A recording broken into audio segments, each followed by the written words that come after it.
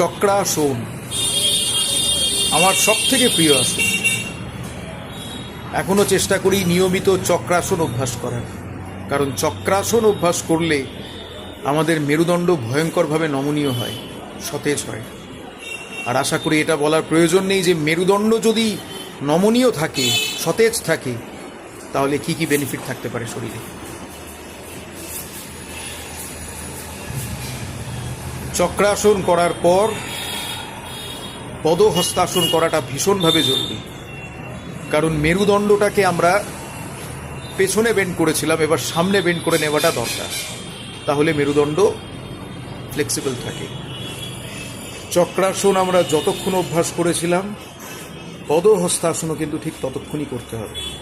ধরে নিলাম আমি 20 সেকেন্ড করেছিলাম, এখানেও 20 সেকেন্ড।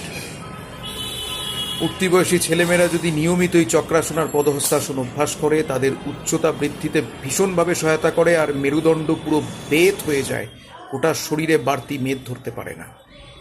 তাহলে নিয়মিত অভ্যাস করুন চক্রাসন আর পদহস্তাসন।